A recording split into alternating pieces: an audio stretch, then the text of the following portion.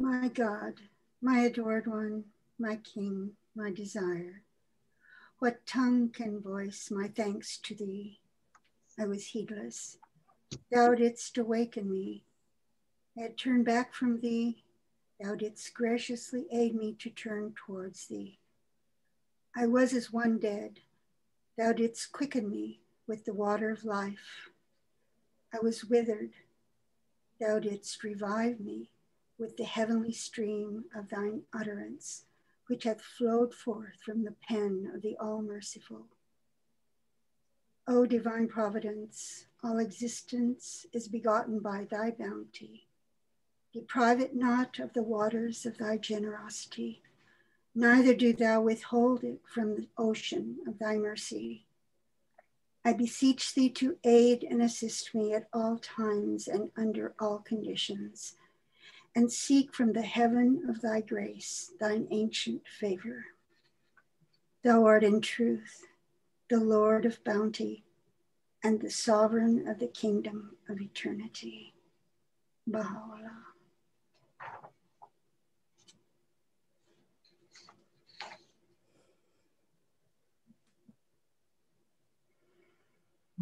Thank you very much. Welcome. So we had a little bit of a break. I needed the break, sorry, 2 weeks to recharge. The last time we were speaking about the names of God, and I had made the distinction between what I called incomparability and similarity. So I want to talk a little bit more about that tonight. And by the way, we're probably going to get to the point where we can start to tie the knot between Baha'i and Islam tonight. And then the next 4 sessions will be exclusively on the Baha'i faith. Okay, so the incomparable names. These are also known as the names of majesty. And so in the Quran, there are names such as the wrathful, the independent, holy, glorified, king, and great. Each of these emphasize the incomparability of God and his creation. So now we need to switch over to the readings. And I'm wondering if I could ask Nina to read our first one for us.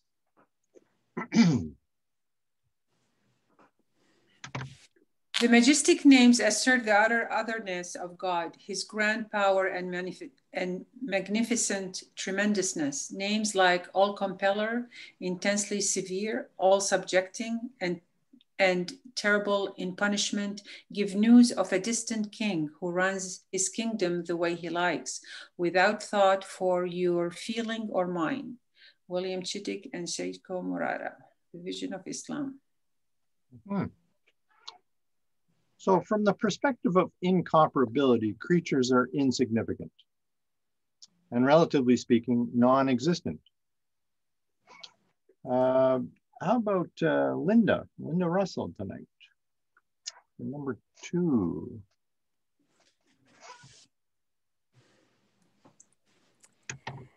The qualities designated by the divine names belong strictly to God, and human beings have no share in them. This perspective stresses the non-existence of creatures and the wujud of the real. In the context of Islamic praxis, the response to God's reality and human unreality is known as servanthood, or observing the requirements of the revealed law, the Sharia.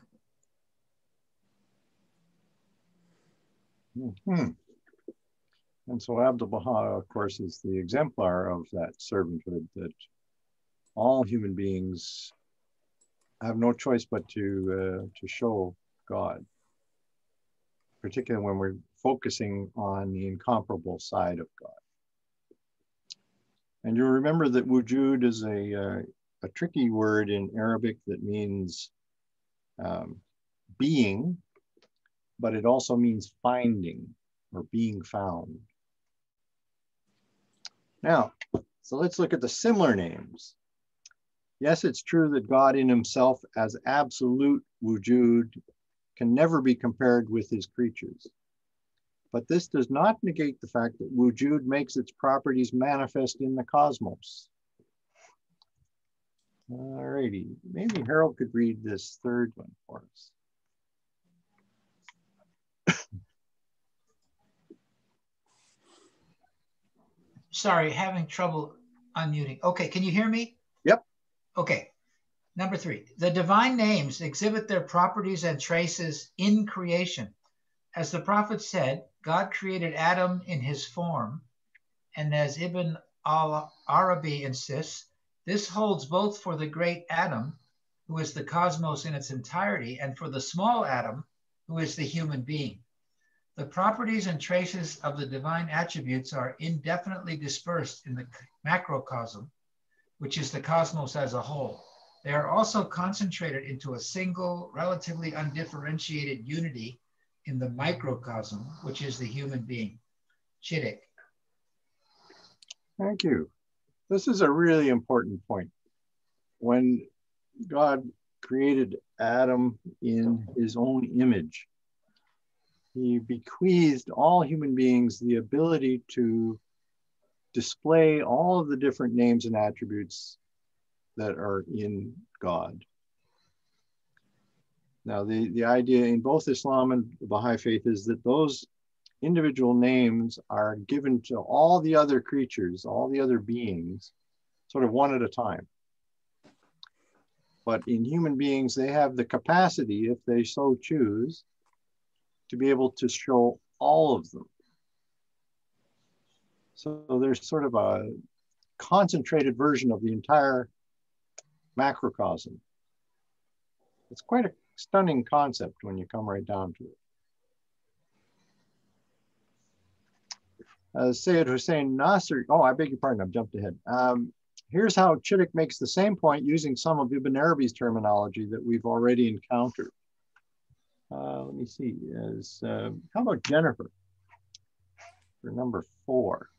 And you don't necessarily need to read the Arabic in the brackets if you choose not to.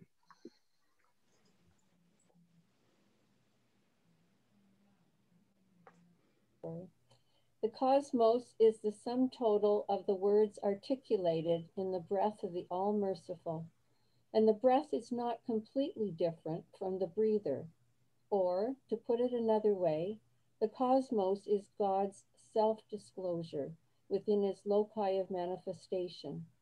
Through the cosmos, Wujud plays its characteristics and properties, that is, its universal and particular names, both the 99 names of God and the immutable entities.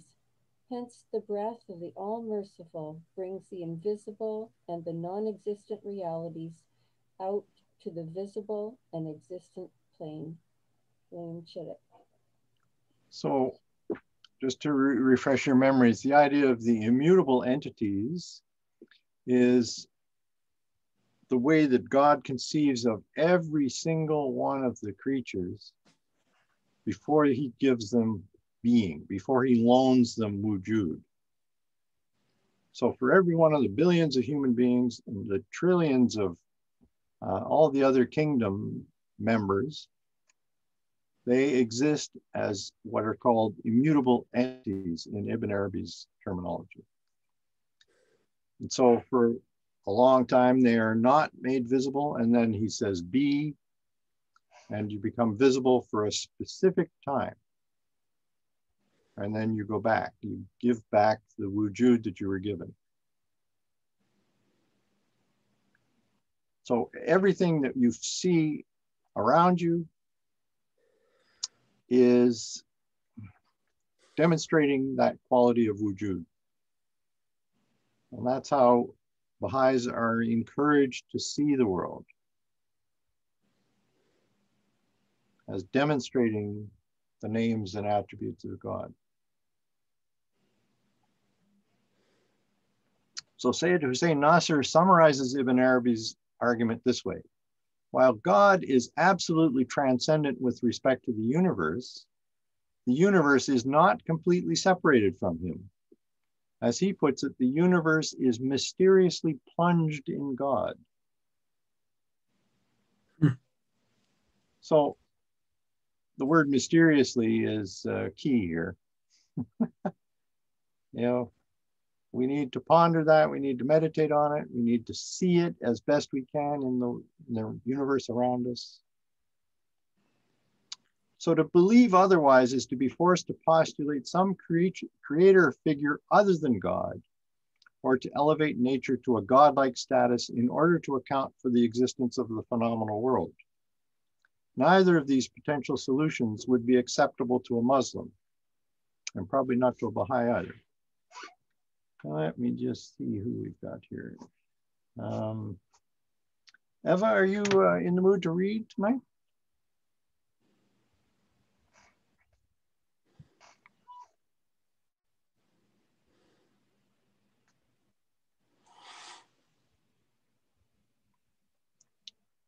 I'm not hearing anything from Eva. I don't know whether she's there or not.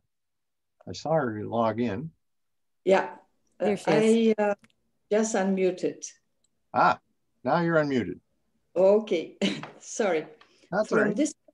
From this perspective, to believe in any order of reality as autonomous apart from the absolute reality is to fall into cardinal sin of Islam, namely polytheism, shirk, and to deny the Shahada. There is no divinity. Yeah, there is no divinity but the divine, which means ultimately that there is no reality other than absolute reality. The formula begins with negation in order not to imprison the principle in any affirmation whatsoever.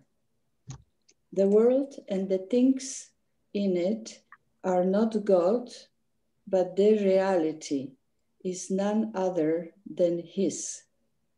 Otherwise, they would be completely independent realities, which is the same as considering them to be deities along with Allah. Mm. So do you see what that is saying? Any comments or questions about that passage?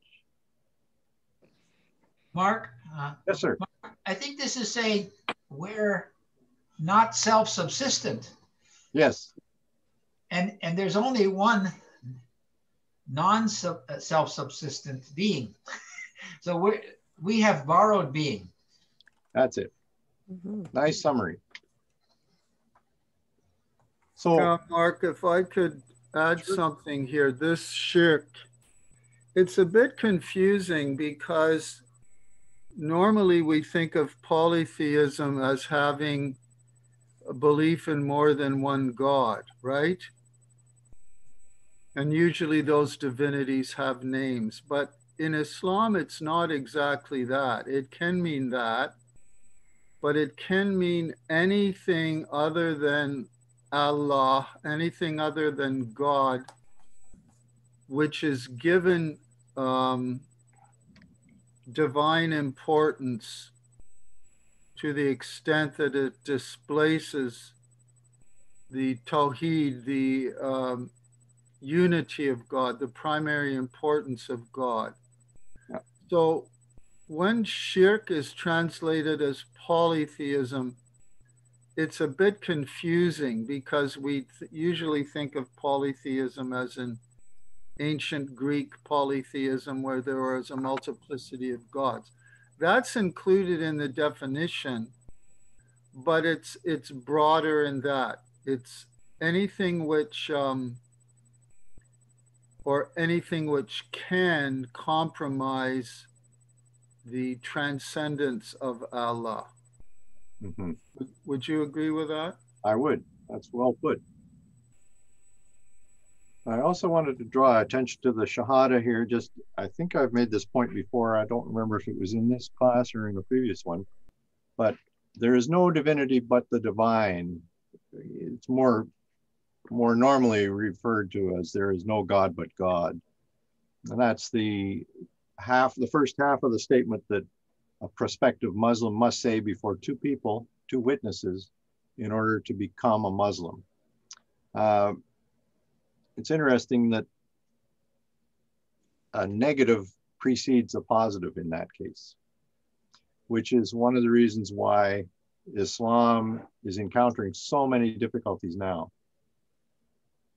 That's part of its heritage, if you like, because of that one formula. Now, in the Baha'i case, that formula has been replaced by another one. Does anybody know what it is?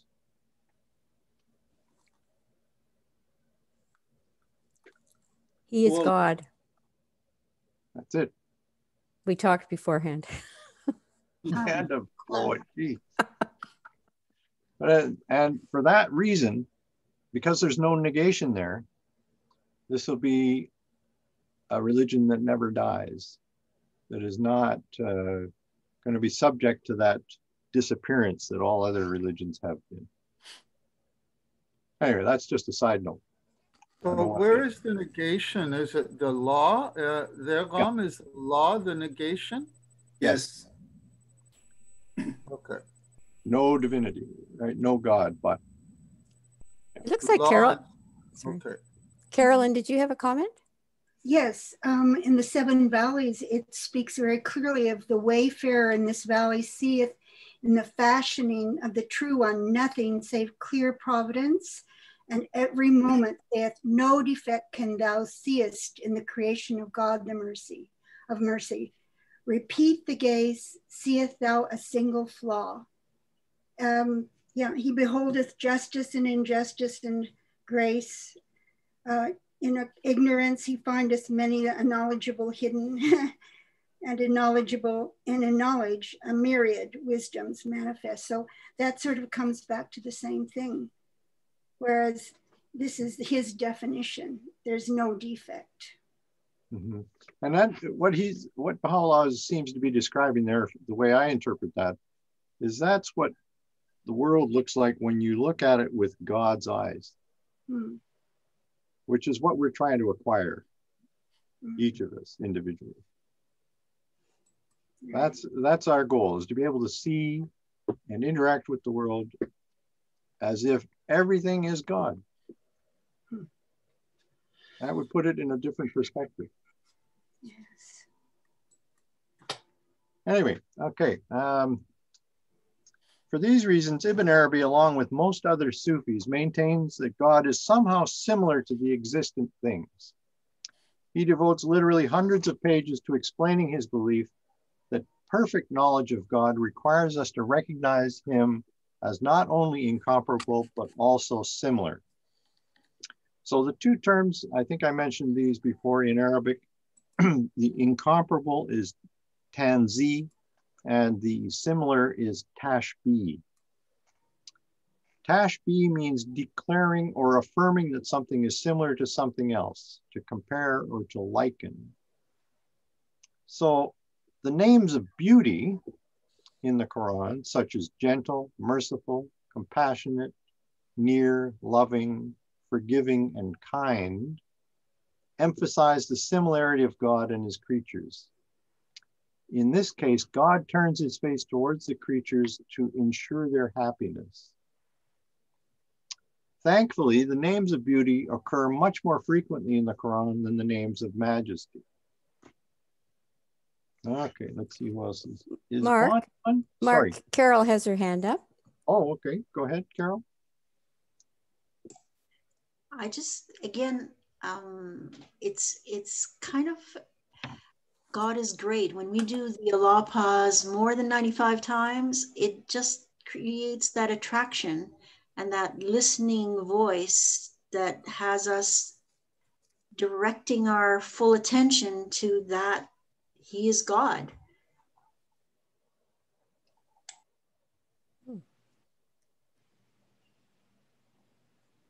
Okay.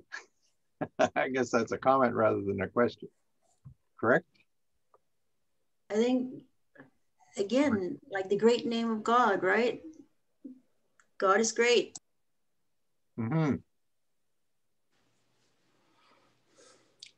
Okay, so I'm wondering if Marie is available to read number 6 for us.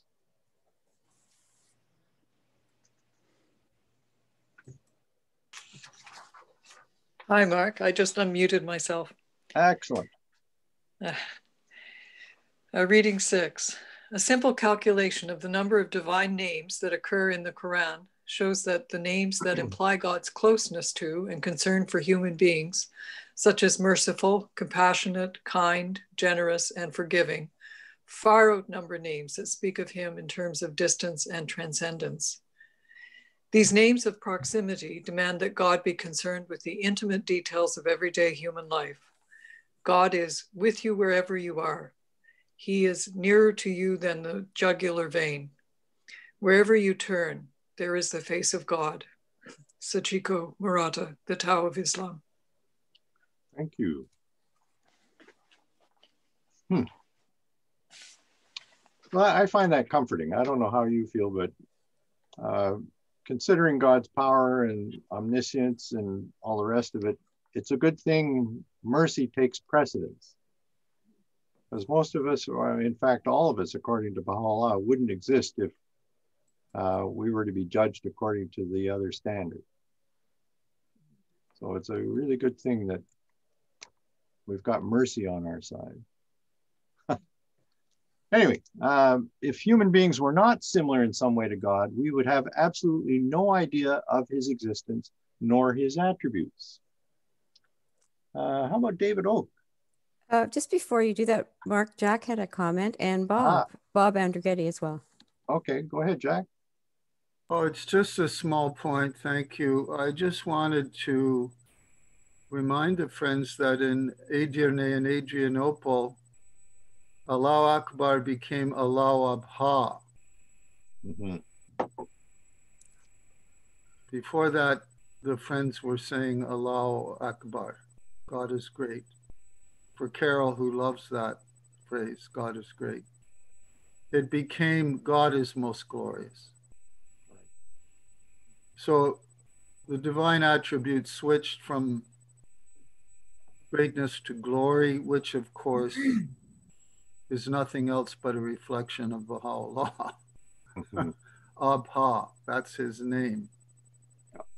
So isn't that interesting that the very name of God in this dispensation has become associated with Baha'u'llah?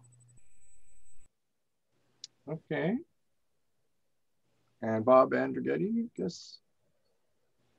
I don't know, you might have mentioned this already, but when you were talking about the different qualities of God and the 99 names of God, I understand one of the reasons why that 99 is important is because it's actually written in our palms. If you look at the way the usual palm, the 3 lines of life, and anyway, your 3 lines, they correspond, if you compare them to the Arabic script, they correspond to 81 and 18, which adds up to 99. So the 99 is an important number, not only because it's the number of names of God, but actually the number of the names of God is written in everybody's palm. Okay, I don't think I've heard that before, Bob. Now, can you explain how we get 18 and 88, 81 out of the palm? Because if you look at your palm, you've got 3 major lines. Well, I have 5, but anyway. Well, but there's 3 major lines: lifeline, and I'm not a palmist, so I'm not sure, but those 3 major lines have a name. One of them is your lifeline, I think. The other one is your love line. The other one's something. Okay. But anyway, the 2 lines to the left on your left hand usually merge towards the top, and the 3rd one doesn't. So the merging lines, which is something like an upside down V, that is an 8 in Arabic, and the single one is a 1. And you have the mirror image of that on your right hand. So you have a 1, and then the 2 lines that merge near the top are like an upside down V, which is an 18. So you've got an 81 on one side and an 18 on the other, and that adds up to 99. Wow. I learned something tonight, that's for sure. Thank you. You have to look at your palms to see it. Okay, so I think we were ready now to have David Oak read number 7, I believe it was. Yes, and I'm all ready to do it too. Excellent. It is to assert that God must have some sort of similarity with his creatures. If he did not, how could they have anything to do with him? God's signs within the cosmos and scripture designate his attributes, such as life, knowledge, desire, power, mercy, generosity, and provision. These attributes belong to God, but they are also found in created things. All divine names suggest some sort of tashbih, because they allow us to think that God is such and such. Although we know that nothing is like him, as soon as we name God, we create a concept in our minds of what he is like. For example, as soon as we read in the Quran that God is compassionate, we think of God in terms of our own understanding of compassion. Even when we name God by a name of the essence, such as independent, we understand that name in terms of our own ideas of independence. Thank you. Could I just raise an idea? Sure.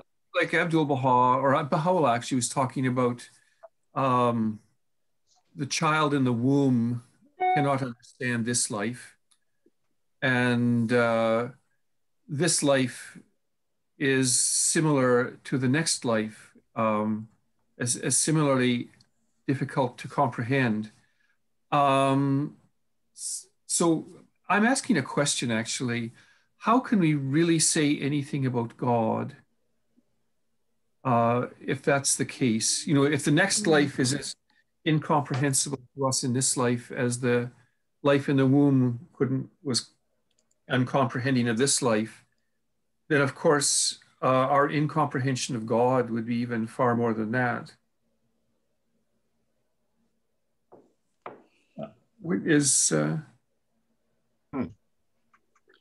I don't think there's any dispute about that, but human beings are stubborn. We persist in trying to wrap our heads around this enigma. Yes, maybe I shouldn't raise these questions. No. They're totally perfect. Yeah, they're totally in line with what should happen. Yeah. No, you put your finger right on a problem that we have. For some reason or other, we don't have the tools to be able to truly understand God. Well, yes. I mean, even the manifestations of God, we don't have a chance to understand them. But there's a lot of evidence provided to us in all the world religions about these manifestations and about who they come from. And so obviously we're supposed to struggle with it as part of our training here. And it really emphasizes humility, I think, more than anything else. Right? Because we realize when you come right down to it, the peak of all knowledge is understanding how much you don't know. And that's an important thing. In fact, it's the pinnacle of understanding. Yes. So why is the world set up that way? I don't know. Yeah, because I certainly don't feel that this is for nothing. You know, what we're this type of discussion. I think it's valuable. Yeah.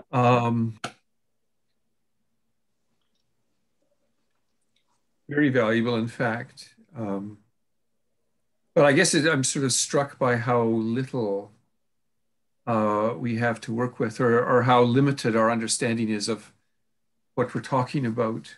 Mm-hmm. Well, and take into account what Abdu'l-Baha says about plants being unable to understand animals, and animals being unable to understand human beings, and human beings being unable to understand manifestations of God. And then he goes so far as to say that the difference between, or the gap between the manifestations of God and God in his essence is thousands of times greater than the difference between those individual kingdoms. Mm-hmm. So we have zero chance of understanding anything when you look at it in that sense. And yet we're being prompted internally and by the writings themselves to struggle, to break through our limitations as best we can. And that quest is super important for reasons that are not clear to me yet. Yeah. And I'm hoping that in the next world, some of that will become clearer. Mark, there's a positive way of looking at that. Okay. We can make infinite progress. Yeah, that's the positive way of putting it. And I think of it that way often. We can keep making these tiny little increments of improvement. There's never any worry that we're going to run out of stuff to learn about this. Well, that's right. Yeah. There have been occasions in history where the scientists figured they had it all understood. And then all of a sudden the bottom drops out and they realize how little they actually did understand. It was a complete paradigm shift, and their arrogance became very obvious to everybody, including themselves. Sorry, I don't know, David, how I can make you feel better about this fact, but I think we're stuck with it. Yes. You have to be comfortable with the ambiguity, I think. I think the difference maybe is trying and not trying. But I do feel rather, this, trying to scale a mountain or something that is without.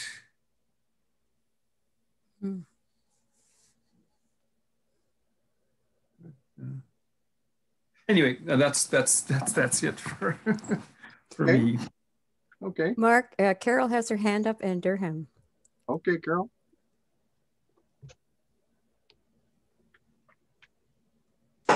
It just is again I was listening, and what inspired the listening was that the imperative is to negate oneself, to rid oneself of self, and then let God be thy thy countenance.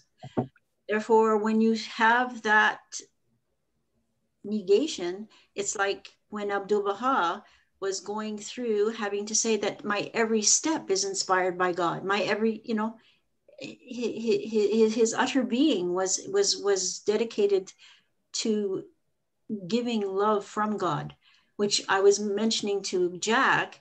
When he has the benefit of the hospitality of someone he has visited, he gives them the utmost gift, a tablet inspired by God. So the negation of self, where God can actually be the voice. Yeah. That's the goal. Good point you've raised. Okay, Durham, are you going to put a positive spin on all this ignorance of ours? I think Ibn Arabi, he was questioning a lot of the mystics. He addressed them in different ways. And one way I think of his writing is that he was trying to help the mystics in a way to tell them, forget about hulul. You see, in your next reading, if you show that although hulul is impossible, because many of them, and he criticized them a lot, that look, hulul cannot happen. But at least there are these ways of looking at it that will make them happier, that they can understand, or they have better understanding of what God it is. Not necessarily the essence, but to assist them, to help them to understand what is God in these different expressions that he uses. That's a good point. I like that. Maybe we should come to that fairly soon. Let me continue on. I don't think there are any other questions at this point. Is that right, Linda? No, it's good. Move on. Okay. Carry on. All righty. So a review of Islamic history reveals that most of the institutionalized forms of Islam can be classified in terms of the stress they place upon either incomparability or similarity. So, for example, theologians and philosophers tend to emphasize God's overwhelming power and authority, while Sufis tend to stress God's closeness and mercy. Individual believers share the same tendency to side with one or other of God's two faces, if you like. You could call them as faces or aspects. However, the issues are not as clear-cut as this description makes it sound. It's perhaps more fitting to describe the situation as a spectrum running from incomparability to similarity, with all sorts of intermediate positions, as Sachiko Murata puts it in her book on the Tao of Islam. So, as you would expect, there are dangers involved in clinging too exclusively to either end of the spectrum. So I have to go back to the screen sharing here. Let's see. Is Bonnie here tonight? I didn't see her early, but no, Bonnie's not with us tonight. Okay. How about Sylvie? Sure. What reading is it? It's number 8. Don't worry about the Arabic necessarily. You have to say one of them. Okay. If incomparability is pushed too far, the result will be tatil, the heretical idea that God is totally disconnected from the world. If similarity is pushed too far, this can lead to incarnationism, hulul, or unificationism, itihad, the view that God and the human being are one. Both extremes have appeared on occasion and have been roundly condemned by the Islamic community at large. Maratha, Tao of Islam. So that word hulul was the main criticism that Islam had of Christianity, because by that time many Christians had come to the point of view that Jesus was the incarnation of God, which was strenuously disagreed with by Islam and is still a bone of contention between them. So they've just gone a little too far in this idea of the similarity. Anyway, the solution for Ibn Arabi is to maintain both positions concerning God's relationship with his creation at the same time.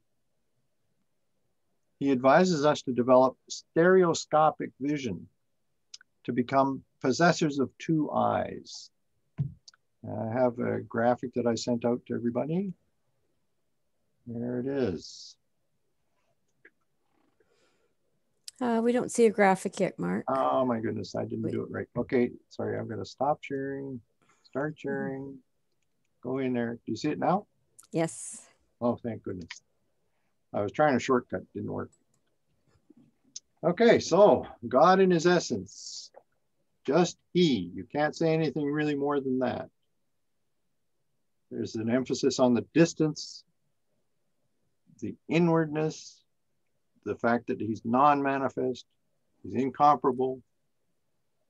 He is the bestower of existence, and that's known as wujud in Arabic. Everything other than God is not he, is a demonstration of nearness, its outwardness, it's the manifest face of God, if you like. There's a focus on the similarity, but it's relatively non-existent. And it's shuhud, which means manifest. Anyway, I don't know if that helps or not, but that's where he comes down on in terms of the the two sides. You can't get rid of either one of them. You have to embrace the two together. And so this is how he expressed his solution in a poem Inside the Basils of Wisdom, the Fusus al-Hikam. Maybe is Linda O'Neill here tonight? No, she's not with us tonight. Okay, so I'm just crossing people off. And Sylvie. Peter, I think I saw. Peter's here, yeah.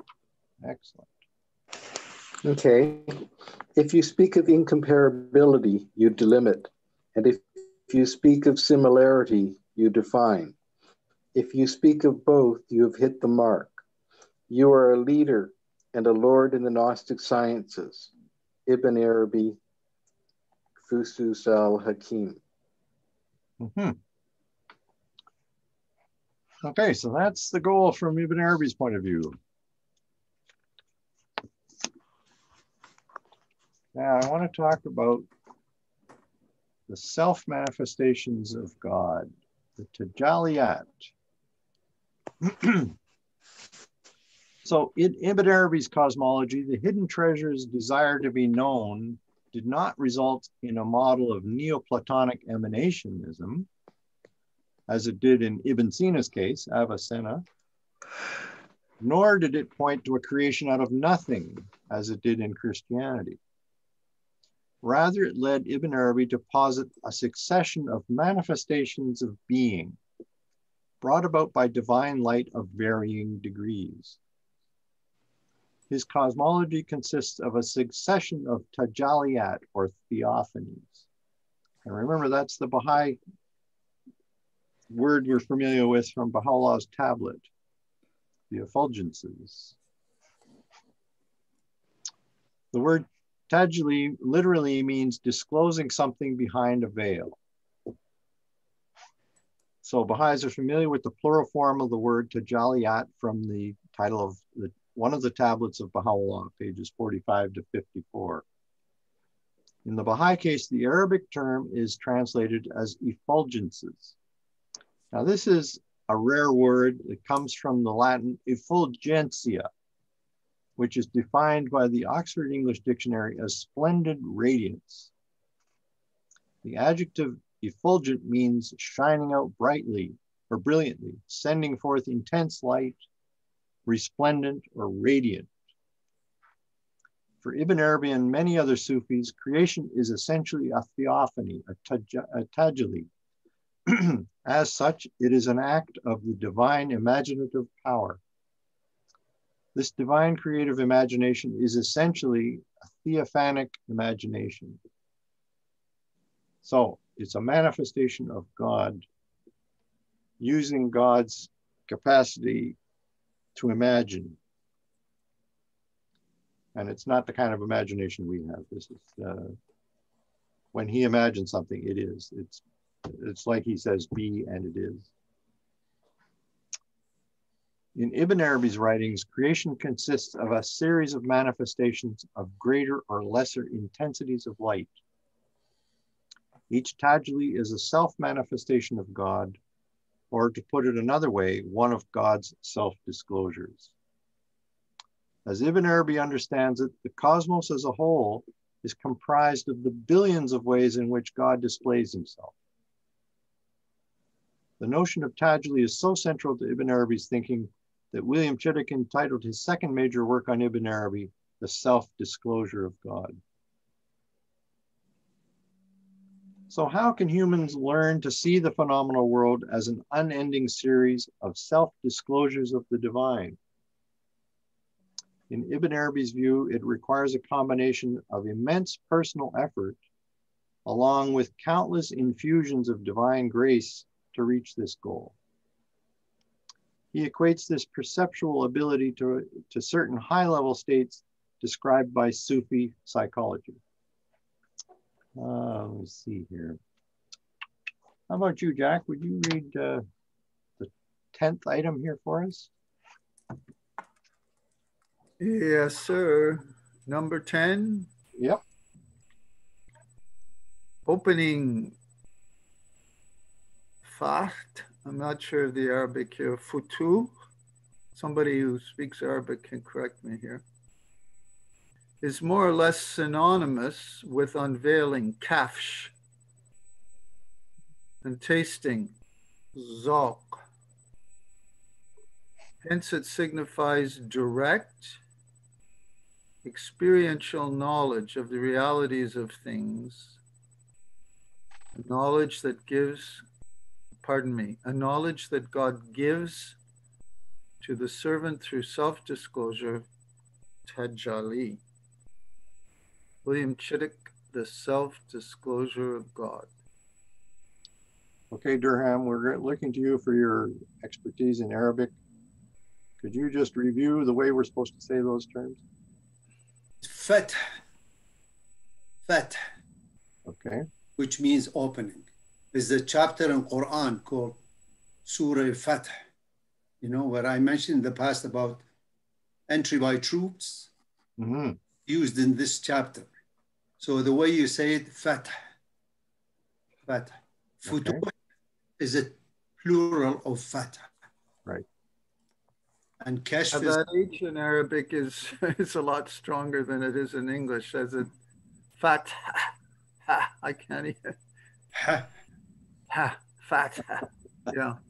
Like, you know, Haydar Ali, that's the first letter is Haydar Ali. And this is Fath. And so then we get to unveiling. Kashf. This is correct. Kashf is easy, huh? Okay. And then tasting. And tasting. Dhawq. Dhawq. The. It's like TH actually, but it's translated DH here.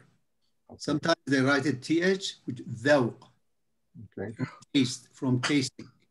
Now, am I correct when I suspect that that's probably pronounced Zawq in Persian? That's right. Because they cannot pronounce that letter in Arabic, the Arabic letter of the. Okay. That's why they call me, for example, Zargham instead of Dargham. Because they can't say. Okay. Interesting. So this appears to be the same station that Baha'u'llah informs us can be attained through the recognition of himself as the universal manifestation of God. Number 11. Let me see who we've got on the list here. Is Danielle here tonight? Yes, she is. Okay, Danielle, take it away.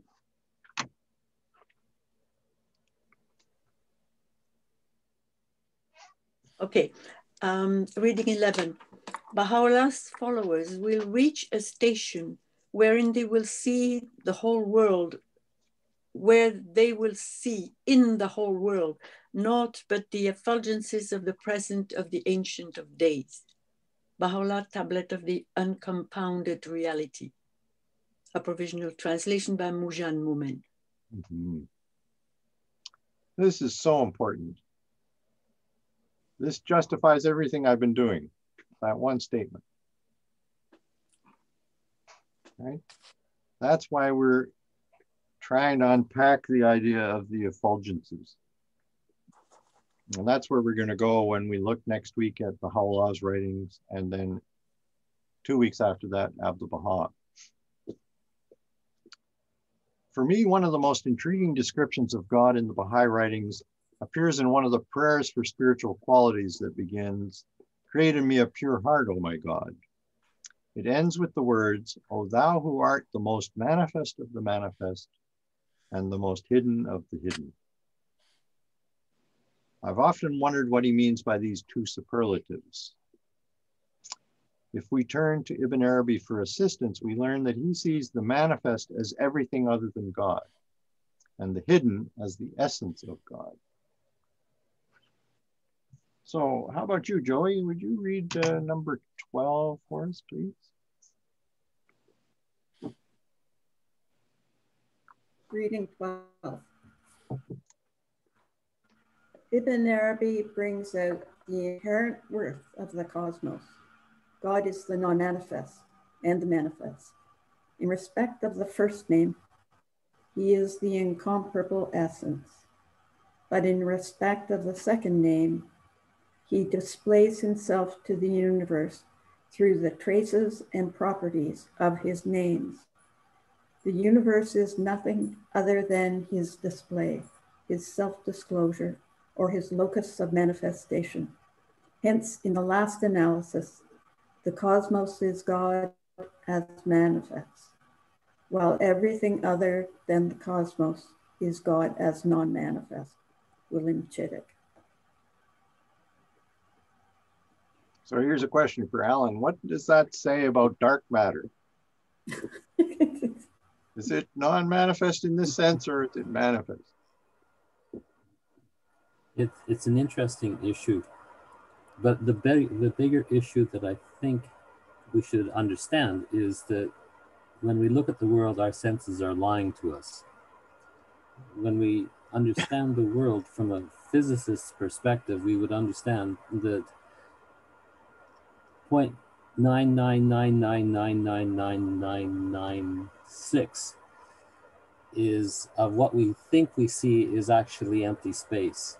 We could take the Earth, and if we could separate the atoms into its component elements, they would fill up a room about 20 feet long, 7 feet high, and 14 or 15 feet wide. And that would be the entire Earth.